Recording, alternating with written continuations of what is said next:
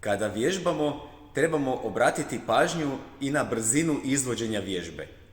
Vrijedi jedno pravilo koje vrijedi za sve vježbe, bilo da se radi sa slobodnim utezima, bilo da vježbamo vlastitim tijelom ili na spravama.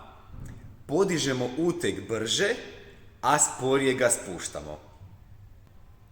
Primjer kada radimo sa slobodnim utezima, u ovom slučaju sa bučicama, znači podižemo malo brže, a sporije spuštamo. Otprilike za ovu vježbu bi bilo oko 1 sekundu podižemo, a 2 sekunde spuštamo. Kada radimo vlastitim tijelom, primjerice sad ću pokazati na čučnju, znači spuštamo uteg, sad smo mi uteg, spuštamo malo sporije, oko 2-3 sekunde, a 1 sekundu podižemo. 1, 2, 3, podižemo 1 sekundu.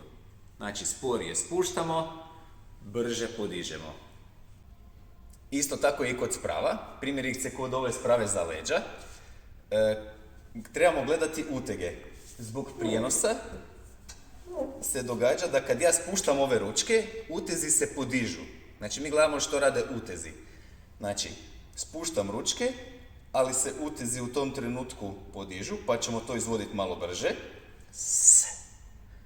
A vraćam ručke gore, sporije, zato što se sporije trebaju spuštati utezi. Znači, podižem utege malo brže, a sporije ih spuštam. 1 sekundu, 1, 2, 3.